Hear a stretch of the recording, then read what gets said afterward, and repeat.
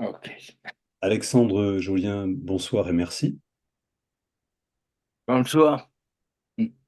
Merci d'être avec moi. Le 25 janvier, on a une conférence qui va être consacrée à l'accès à la différence, c'est-à-dire comment peut-on aller vers un patient malgré ses différences ou malgré nos différences. Et on parlera avec en particulier Barbara Donville, qui a travaillé toute sa vie autour de l'autisme en faisant un très beau travail avec son fils, qui aujourd'hui va bien, et puis que je connais de longue date. Thierry Servia dirige le centre Hypnosia, travaille sur la psychiatrie, sur l'hypnose et la philosophie depuis bien longtemps. Il nous parlera de ce qu'il appelle l'hypnose orientée solution. Et Alexandre, ben, vous serez avec nous par la vidéo pour nous parler, vous aussi, de la richesse de la différence qui nous permet de nous ouvrir et peut-être de ne pas devenir trop vite indifférent à tout. Voilà. Alors, qu'est-ce que vous pensez de tout ça? Ben, c'est très beau ce que vous dites, c'est en étant ouvert à la différence qu'on devient fécond et qu'on se coupe de l'indifférence qui est vraiment une nécrose du cœur. Et pour moi, la différence, c'est l'autre, c'est la singularité, c'est la vie. C'est le contraire de la monotonie, du prévisible et être. C'est Lévinas qui disait rencontrer l'autre, c'est être tenu en éveil par une énigme. Et je crois vraiment la différence, c'est renoncer à enfermer l'autre dans des cases et dans des étiquettes. Alors, ce que vous dites, moi, ça me fait penser à quelque chose qui est assez compliqué. C'est lorsqu'on regarde comment on communique entre nous. Chaque groupe a son langage, a son vocabulaire. Des sportifs parlent le sport, des passionnés parlent de passion. Nos patients parlent leur langage de patient et nous celui des médecins. C'est compliqué de pouvoir d'ailleurs être sûr que l'autre comprend tout, ce qui veut dire que pour pouvoir utiliser et s'appuyer sur la différence et aller vers l'autre, il faut qu'on puisse communiquer.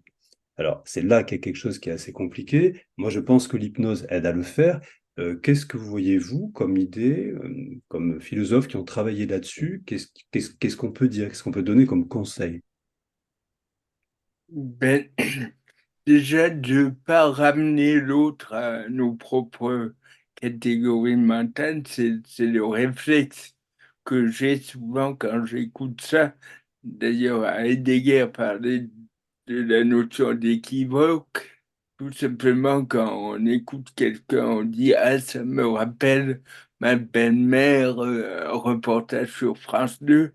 Et ce faisant, on ramène la différence de l'autre, sa singularité, dans des étiquettes au lieu de rester ouvert et de dire, ah waouh, c'est d'une nouveauté radicale. Ce patient, cet être humain, il n'est pas réductible à ce que je connais et la différence est une chance. D'accord. Donc finalement, je suis face à quelqu'un. Je me dis, il est différent de moi, ça veut dire c'est passionnant. Je vais aller la chercher, cette différence. Je vais aller m'intéresser à lui. C'est ce que vous appeliez de l'énigme tout à l'heure. Oui. C'est passionnant, ça peut être déroutant, déstabilisant. Moi, je suis père de famille et des fois, c'est difficile d'accepter la différence de l'autre. Et justement, le respect total, c'est je veux pas que mon patient ou mon enfant ou mon ami soit un clone de mes pensées, mais justement accueillir cette altérité, c'est ça l'amour. Tu es mon ami ou mon ami et tu me ressembles pas entièrement, c'est ça qui est magnifique. Et je t'aime pour qui tu es, pas pour mes projections et mon intérêt que je peux avoir à ton endroit. Donc D'accord. la différence, ça montre aussi le côté, le caractère sacré de l'être humain qui n'est pas réductible à un jeu d'intérêt, de donnant-donnant, mais qui est là précisément gratuitement. Et dans notre société, on juge souvent l'autre à l'aune de ce qu'il peut nous apporter et on passe à côté, à mon avis, de l'essentiel, justement le don de soi, la capacité de recevoir de l'autre. Alors, c'est pour rebondir sur ça, alors, quand on parle hypnose, on parle souvent de François Roustan. J'ai eu la chance Oui, de le connaître dans mon parcours.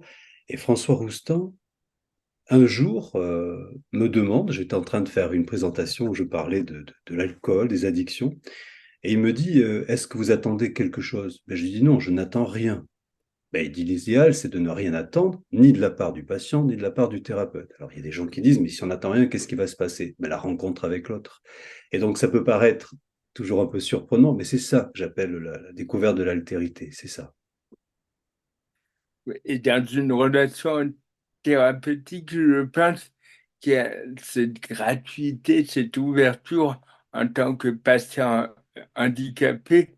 Je sens bien qu'on peut désarmer les soignants parce qu'il n'y a pas de recette, il n'y a pas de guérison clé en main, et il y a presque une guerre d'usure à dire aidez-moi, mais justement, il n'y a pas de pisée de résultats, mais il y a quand même ce que Nietzsche appelle la grande santé, c'est-à-dire la bonne santé étant définie comme étant impeccable, sans maladie, sans handicap.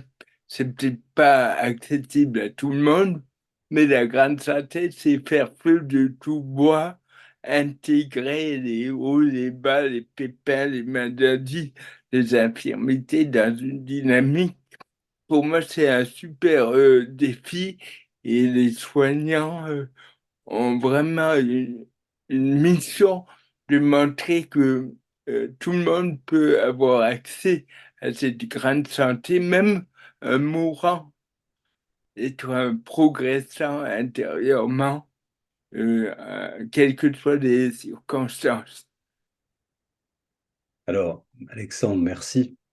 Je propose qu'on se retrouve le 25 janvier avec une vidéo qu'on enregistrera ensemble Avec plaisir. pour parler de ce qu'on est en train de dire, on le développera, et puis naturellement, dans cette conférence, on rencontrera Barbara Donville et puis Thierry Servilia. Merci beaucoup, et puis Merci à vous. à très bientôt.